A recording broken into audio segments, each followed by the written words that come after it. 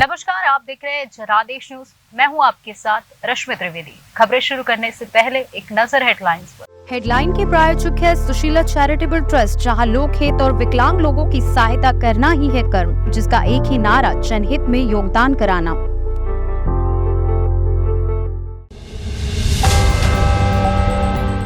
अनुच्छेद 370 पर सुप्रीम फैसले से गुलाम नबी आजाद है निराश, कहा जम्मू कश्मीर के लोगों के लिए दुखद। बागपत, मथुरा, मुजफ्फरनगर, मेरठ और गाजियाबाद पश्चिमी यूपी की 5 सीटों पर आरएलडी की नजर, जयंत चौधरी की रणनीति बताएंगे। नीतीश कुमार ने अमित शाह के सामने क्लियर कर दिया अपना चुनावी एजेंडा, जीए से लड़ेंगे 24 की जंग। एमपी के सीएम पर सस्पेंस के बीच ज्योतिरादित्य सिंधिया को कोर्ट से तगड़ा झटका। क्या है पूरा मामला, आपको बताते हैं।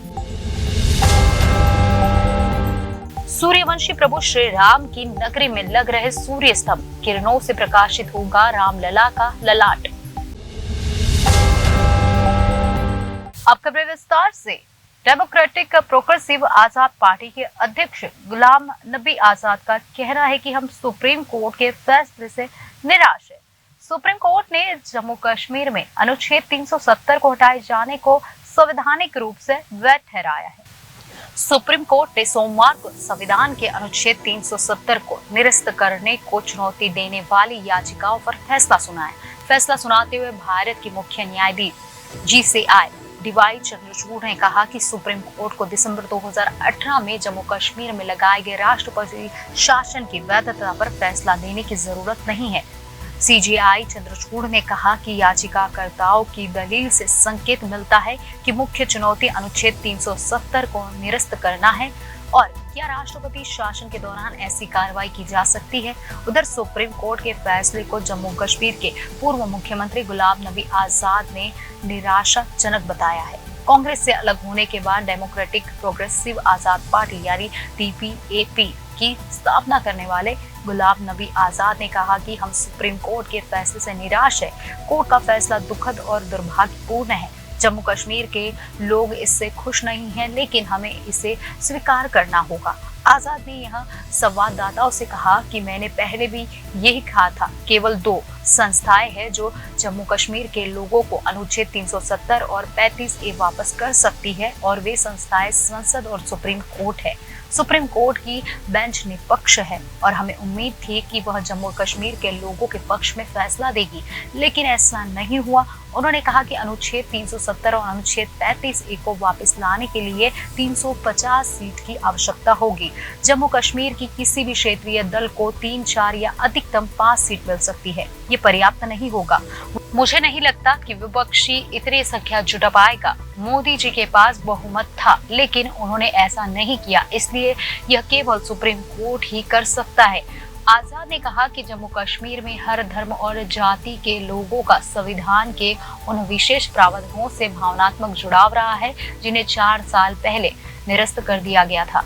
उन्होंने कहा कि जम्मू कश्मीर के लोग अनुच्छेद 370 और अनुच्छेद 35A से राजनीतिक रूप से नहीं बल्कि भावनात्मक रूप से जुड़े हुए हैं। यह महत्वपूर्ण है कि हमारे वर्तमान और भविष्य को सुरक्षित करने के लिए इन प्रावधानों को बहाल किया जाना चाहिए, लेकिन अब ऐसा होना मुश्किल है। पूर्व केंद्रीय मंत्री ने कहा कि जम्मू कश्मीर के लोगों की जमीन और नौकरियां बचाने के लिए 1925 में महाराजा हरि सिंह ने विशेष प्रावधान लागू किए थे। उन्होंने कहा कि इन प्रावधानों की आजादी के बाद अनुच्छेद 35A के रूप में देश के संविधान में जगह मिली। पिछले 100 वर्ष में कई सरकारें आई और गई और किसी को भी इसे बदलने की जरूरत महसूस नहीं हुई। अब इस फैसले के बाद कश्मीर में बाहर के लोग जमीन खरीदेंगे, साथ ही यहाँ की नौकरियों में भी शामिल होंगे। ऐसे में कश्मीर के युवकों को कैसे रोजगार मिल पाएगा। दरअसल सुप्रीम कोर्ट ने पूर्ववर्ती राज्य जम्मू कश्मीर को विशेष दर्जा देने वाले अनुच्छेद 370 को निरस्त करने के केंद्र के फैसले को सोमवार को बरकरार रखा और कहा कि अगले साल 30 दिसंबर तक विधानसभा चुनाव कराने के लिए कदम उठाए जाने चाहिए। सुप्रीम कोर्ट ने यह भी निर्देश दिया कि केंद्र शासित प्रदेश जम्मू कश्मीर का राज्य का दर्जा जल्द से जल्द बहाल किया जाएगा। राष्ट्रीय लोक दल ने लोकसभा चुनाव को लेकर अपनी तैयारियों को तेज कर दिया है। पश्चिमी यूपी की 5 सीटों बागपत, मथुरा, मुजफ्फरनगर, मेरठ और गाजियाबाद में पार्टी अपनी पकड़ को मजबूत करने में जुट गई है।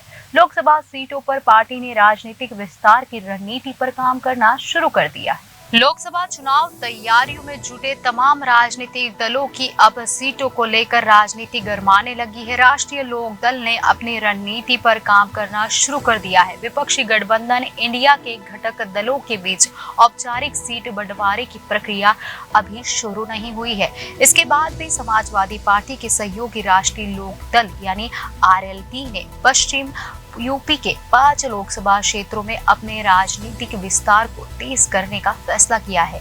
ये सीटें बागपत, मथुरा, मुजफ्फरनगर, मेरठ और गाजियाबाद लोकसभा सीटें हैं। रालोद के सूत्रों का कहना है कि पार्टी प्रमुख जयंत चौधरी ने इन निर्वाचन क्षेत्रों में जमीनी स्थिति का आकलन करने के लिए वरिष्ठ पार्टी कार्यकर्ताओं को तैनात करने का फैसला किया है, जहां इसके मूल जाट वोट बैंक की बड़ी उपलब्धि है। प्रदेश में लोकसभा चुनाव की तैयारी अब जोर पकड़ना शुरू कर दिया है। तमाम राजनीतिक दल अपने अपने दांव करने में जुट गए हैं। दलों की ओर से प्रभाव वाली सीटों पर कब्जा जमाने की कोशिश लगातार की जा रही है। राष्ट्रीय लोक दल की ओर से सभी दावेदार तेजी से काम कर रहे हैं।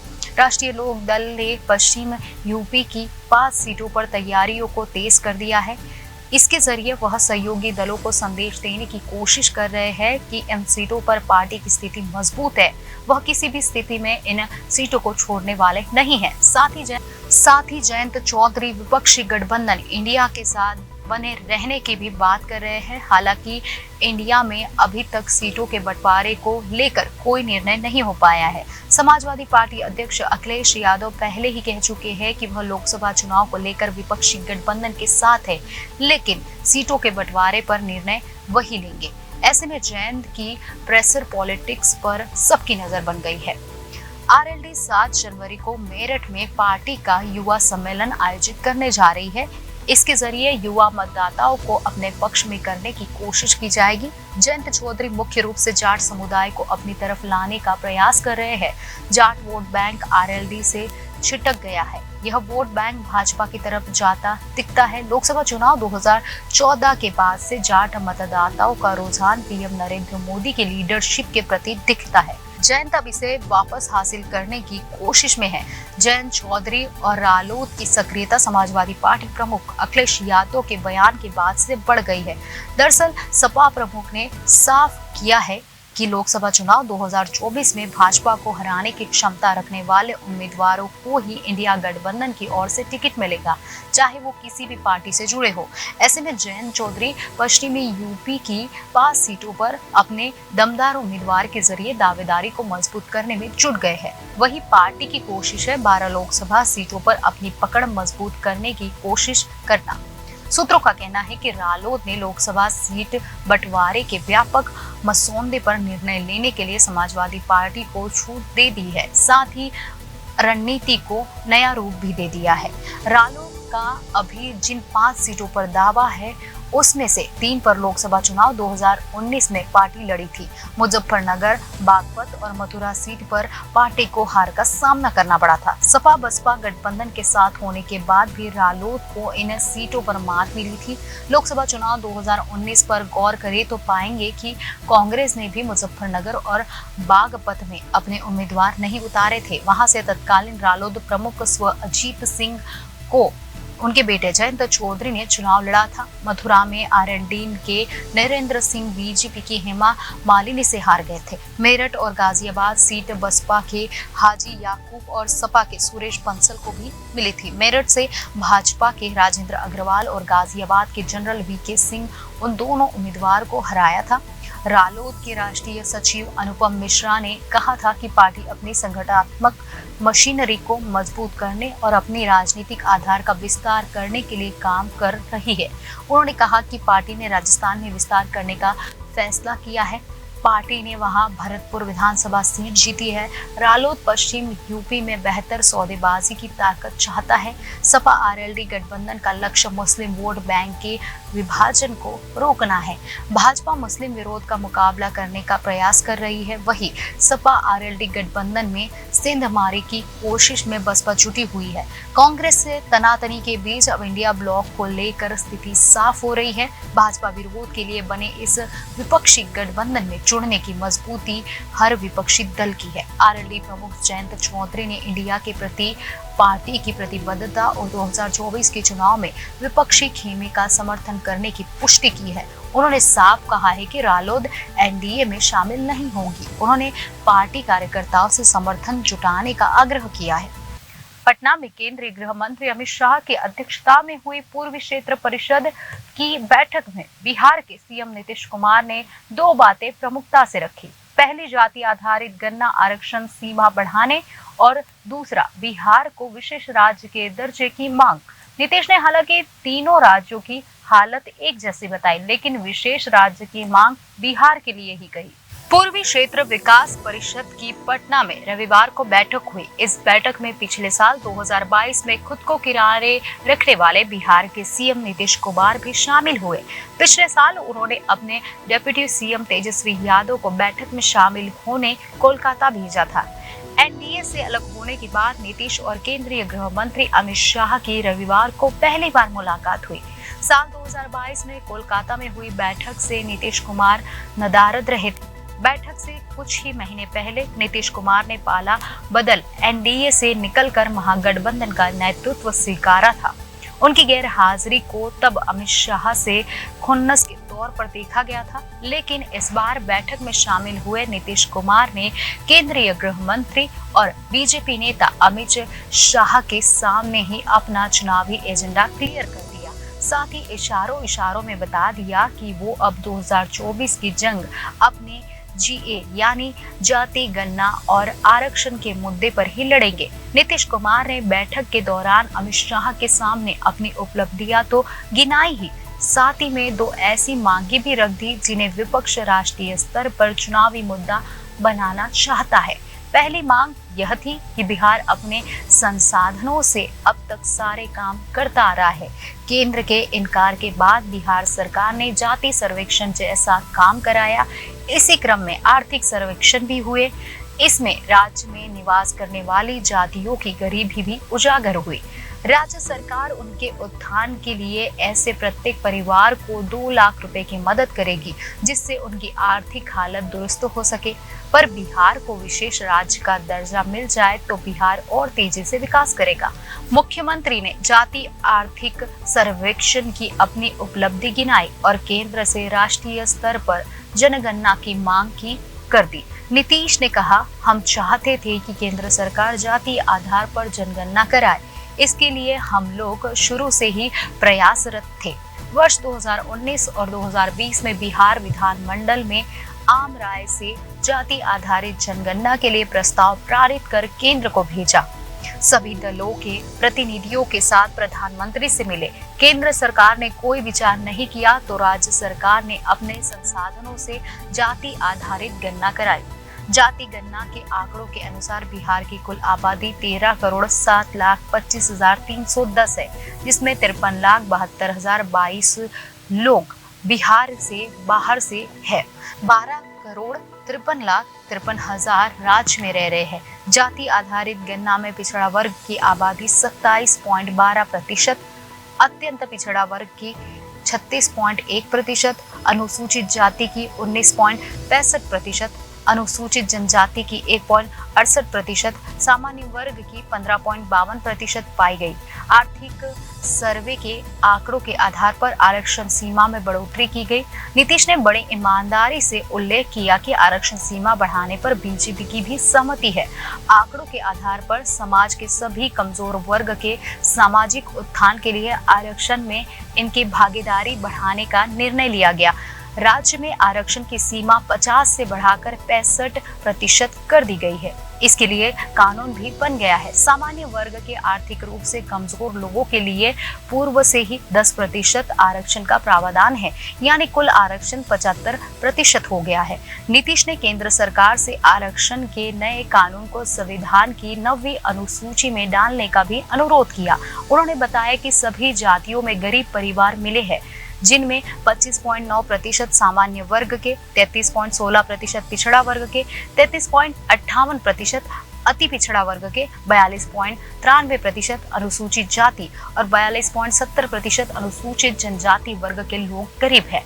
बिहार में गरीब परिवारों की कुल संख्या 94 लाख है। गरीब परिवारों को आगे बढ़ाने के लिए इसके एक सदस्य को रोजगार के लिए 2 लाख रुपए तक की सहायता की योजना राज्य सरकार ने बनाई है। जाति सर्वेक्षण और आरक्षण सीमा बढ़ाने की जरूरत बताकर नीतीश कुमार ने चुनावी चाल चली। उन्होंने संकेत दे दिया कि विपक्ष इसे मुद्दा बनाकर आने वाले लोकसभा चुनाव में उतरेगा। हालांकि विपक्षी दलों के इस मुद्दे को पहले से ही 5 राज्यों के विधानसभा चुनाव में जनता ने खारिज कर दिया है। नीतीश का ब्रह्मास्त्र बना जाति सर्वेक्षण और आरक्षण बढ़ाना काम नहीं आया। कांग्रेस को छत्तीसगढ़ और राजस्थान की सत्ता गंवानी पड़ी। उन्होंने ये भी कहा कि पहले बंगाल, ओडिशा, बिहार और झारखंड एक हुआ करते थे, बाद में सब अलग हो गए, संसाधनों का बंटवारा हो गया। इससे पूर्वी क्षेत्र के इन चारों राज्यों की हालत खराब है। केंद्र सरकार से उन्होंने इसी आधार पर बिहार के लिए विशेष दर्जे की मांग की। नीतीश ने इस बात का जिक्र करने से पहले परहेज की कि पिछले साल कोलकाता में हुई क्षेत्रीय विकास परिषद की बैठक में वे क्यों नहीं गए थे। उन्होंने इसकी चर्चा किए बगैर ही सफाई दी कि सीएम रहते हुए हर बैठक में वे शामिल होते रहे हैं। उन्होंने भूल कर भी इसका जिक्र नहीं किया कि 2022 की बैठक में उन्होंने खुद की जगह तेजस्वी यादव को क्यों भेजा था। उन्होंने कहा कि जब से हम सरकार में है, पूर्व क्षेत्रीय परिषद की बैठकों में हमेशा जाते ही रहे हैं। हमने 28 फरवरी 2020 में ओडिशा में हुई बैठक में भी भाग लिया। नीतीश ने न सिर्फ बिहार के लिए विशेष दर्जे की मांग की, बल्कि इसी बहाने पड़ोसी 3 राज्यों को भी साधने की कोशिश की।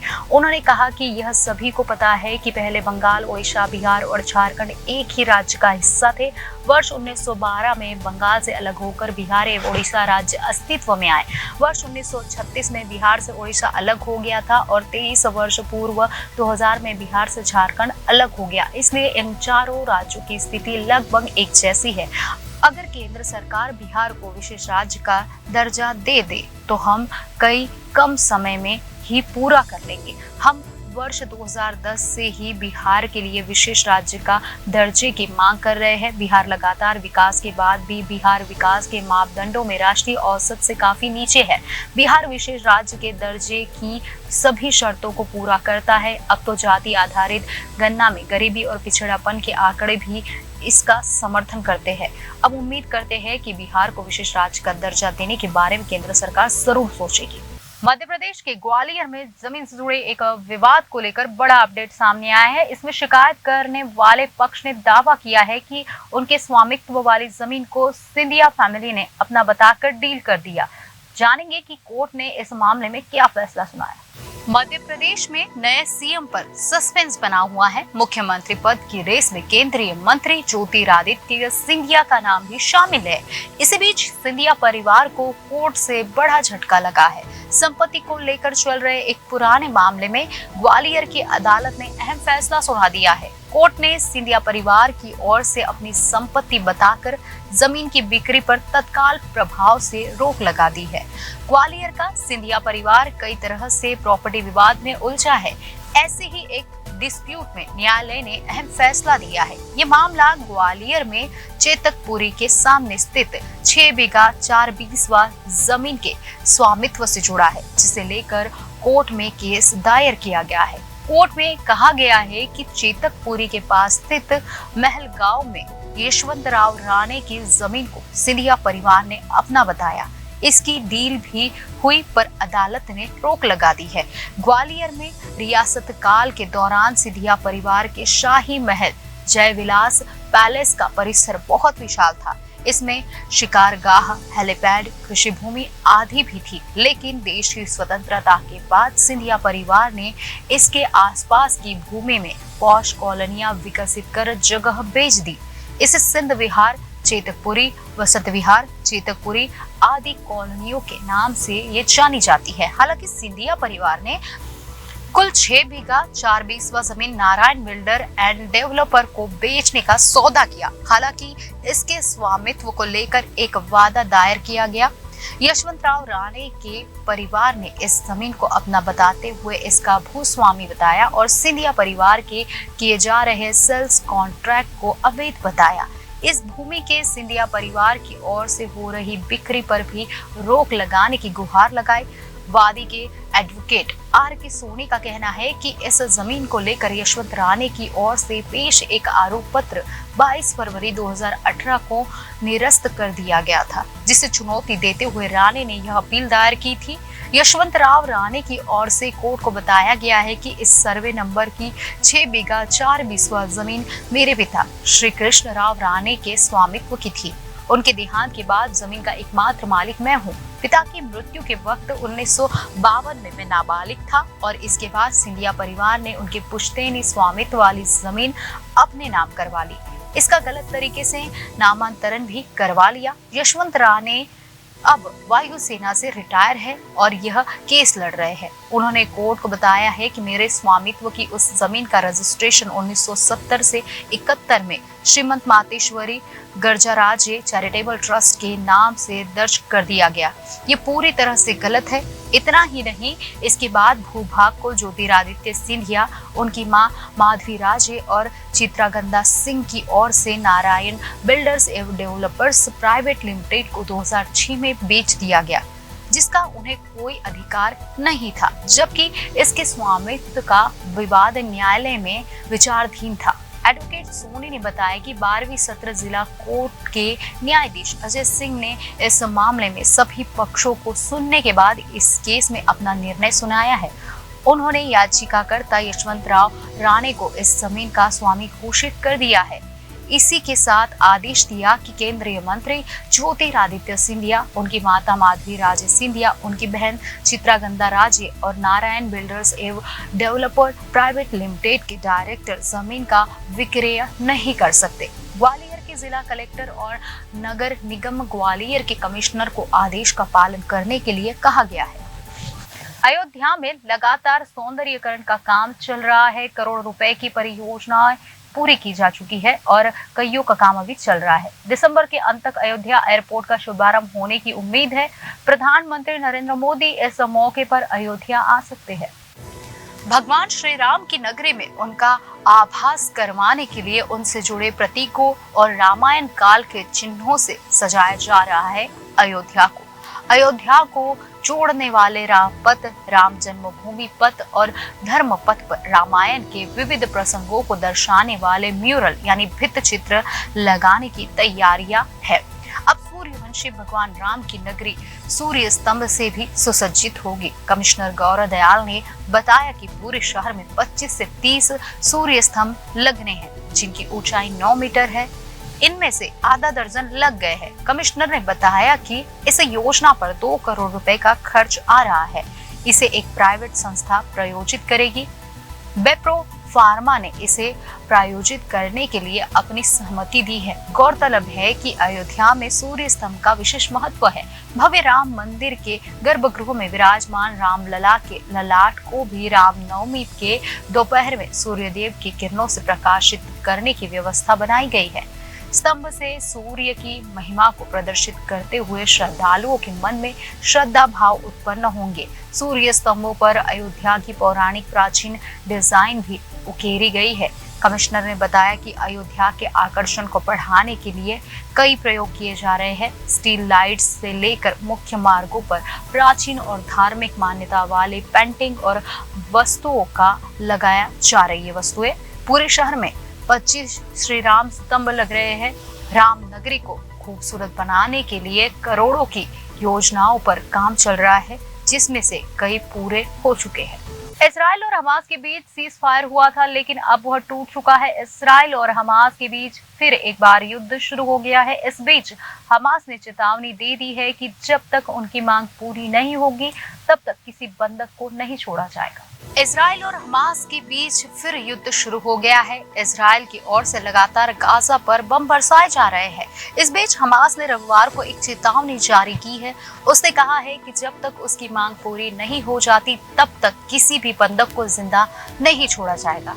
हमास की सशस्त्र शाखा के प्रवक्ता अबू ओबैदा ने एक टेलीविजन प्रसारण में कहा, इजराइल और उसके समर्थक आदान प्रदान बातचीत या मांगों को पूरा किए बिना अपने कैदियों को जिंदा वापस नहीं ले जा सकते। इसके जरिए हमास साफ कहने की कोशिश कर रहा है कि वह और भी ज्यादा फिलिस्तीनी कैदियों की रिहाई चाहता है। इजराइल और हमास के बीच संघर्ष विराम हुआ था, जो एक सप्ताह बाद 1 दिसंबर को टूट गया। इसमें 105 बंधकों को हमास ने रिहा किया था, जिसमें से 80 इजरायली थे। इनके बदले इजराइल ने 240 फिलिस्तीनी कैदियों को रिहा किया था। शनिवार को इजराइल ने बताया कि अभी भी 137 बंधक हमास की कैद में हैं। इजराइल और हमास के बीच मध्यस्थता कराने में कतर रहा है। उसने हाल ही में कहा है कि नए सिरे से संघर्ष विराम सुनिश्चित करने के लिए लगातार प्रयास किया जा रहा है। हालांकि इसने चेतावनी दी है कि लगातार इजराइल की ओर से हो रही बमबारी इसे सफल करने की संभावना कम कर रही है। ओबैदा ने जोर देकर कहा कि समूह इजरायली सेना के खिलाफ अपनी लड़ाई जारी रखेगा। उन्होंने कहा कि हमारे पास इस क्रूर हमले का सामना करने के अलावा दूसरा विकल्प नहीं है। इजराइल और हमास के बीच युद्ध 7 अक्टूबर को शुरू हुआ। 7 अक्टूबर को इजराइल पर हमास के आतंकियों ने हमला बोल दिया था। हमास के आतंकी बॉर्डर तोड़कर घुस आए थे। इस दौरान गाजा में आम लोग भी इजराइल में घुस आए थे। हमास के आतंकियों ने 1400 लोगों की हत्या कर दी थी। इसके अलावा 240 लोगों को गाजा में ले जाकर बंधक बना लिया। इसके बाद इजराइल लगातार कार्रवाई कर रहा है।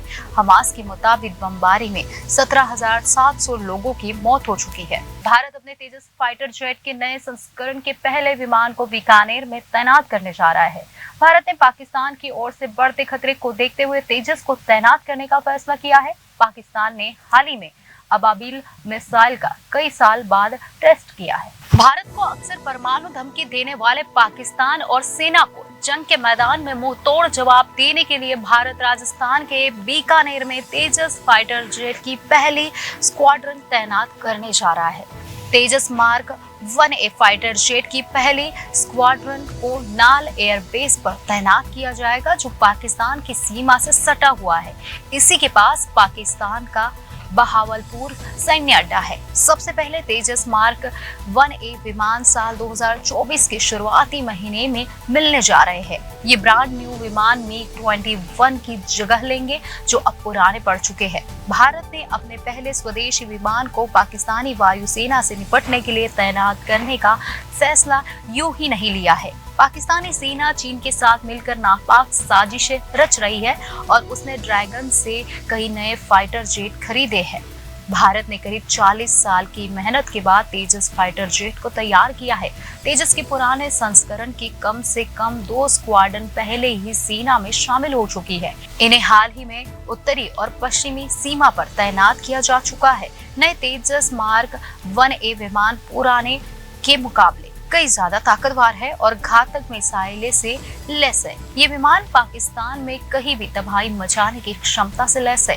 पाकिस्तान आतंकियों को भारत की सीमा के अंदर भेजने के साथ तुर्की के ड्रोन की मदद से हथियार और ड्रग्स भी भारतीय सीमा में भेजे जा रहे हैं। पाकिस्तानी नेता अक्सर परमाणु बम की धमकी देते रहते हैं। हाल ही में पाकिस्तान ने परमाणु बम दागने वाली तोप को भी भारतीय सीमा पर तैनात किया है। पाकिस्तान ने गत 18 अक्टूबर को अपनी अबाबिल मिसाइल का परीक्षण किया है, जो विशेषज्ञों के मुताबिक एक साथ कई परमाणु बम ले जाने की क्षमता रखती है।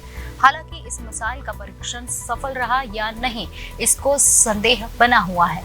यह मिसाइल पाकिस्तान में अभी तक विकास के चरण में है। इससे पहले पाकिस्तान ने अप्रैल 2022 में शाहीन मिसाइल का परीक्षण किया था। अबाबिल का परीक्षण असीम मुनीर के सेना प्रमुख बनने के बाद पहला टेस्ट था। इस मिसाइल को पाकिस्तान के पंजाब प्रांत से दागा गया था, जो भारत से बिल्कुल सटा हुआ है।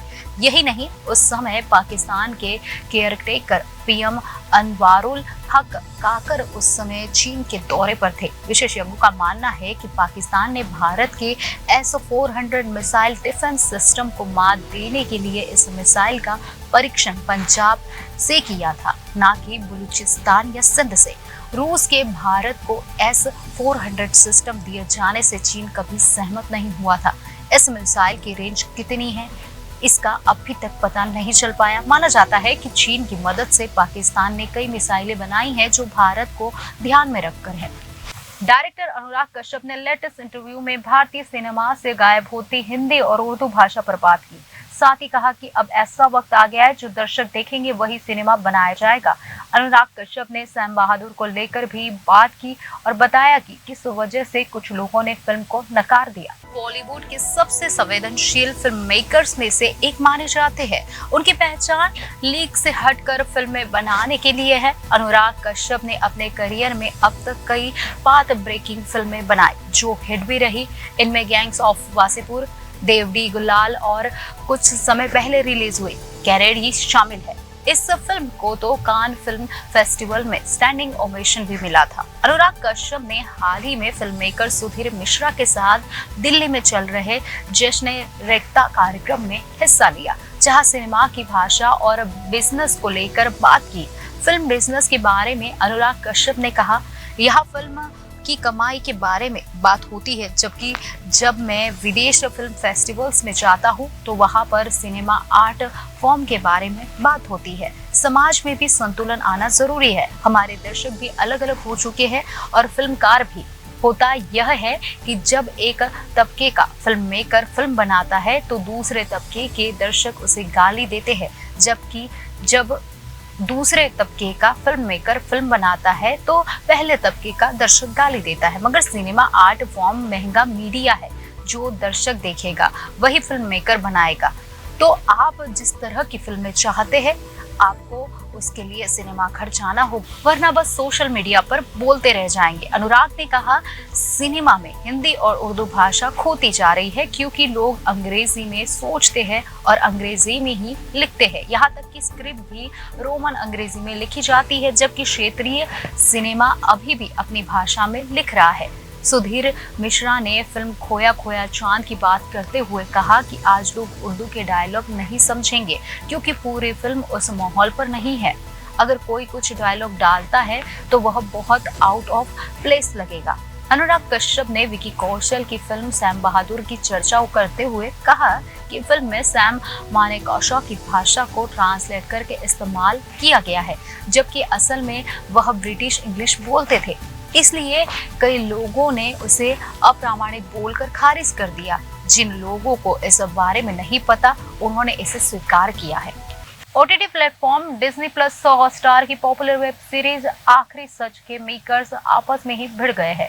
प्रोड्यूसर निखिल नंदा ने को प्रोड्यूसर प्रीति सिमोस और नीति समोस के खिलाफ एफआईआर दर्ज करवाई है, जबकि सिमोस बहनों ने भी पहले ही निखिल नंदा के खिलाफ केस दर्ज करवाया था।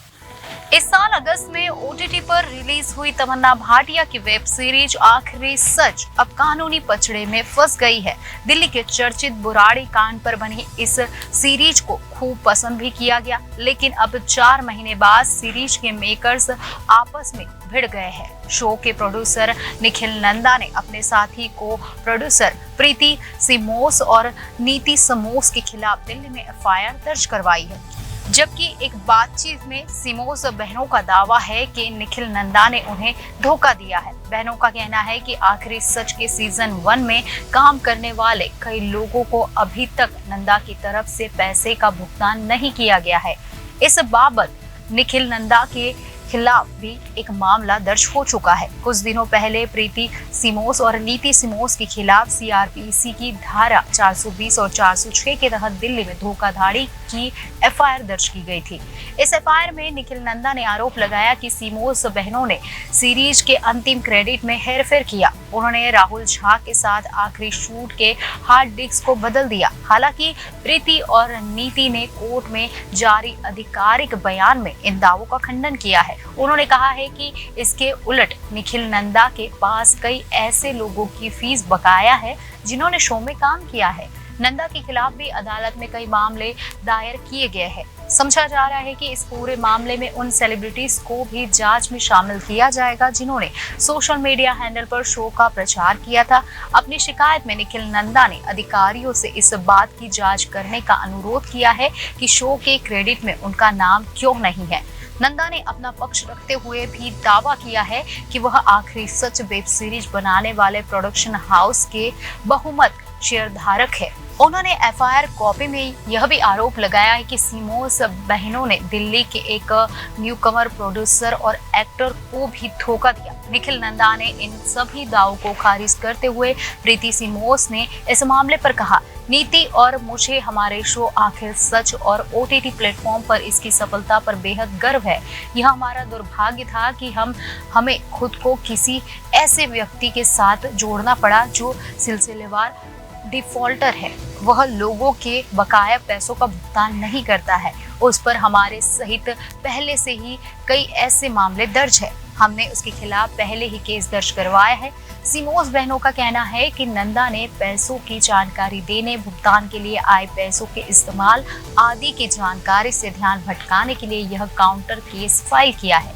प्रीति सिमोस ने निखिल नंदा के उन दावों पर भी बयान दिया है जिसमें हार्ड डिस्क से छेड़छाड़ के आरोप है। वह कहती है कि उनका रेपुटेशन पहले से ही खराब है। यही कारण है कि आखिरी सच की पूरी कास्ट और क्रू ने उनसे दूरी बना ली है। मुझे लगता है कि यह भी कुछ ऐसा है कि वह हमारे प्रति द्वेष रखते हैं।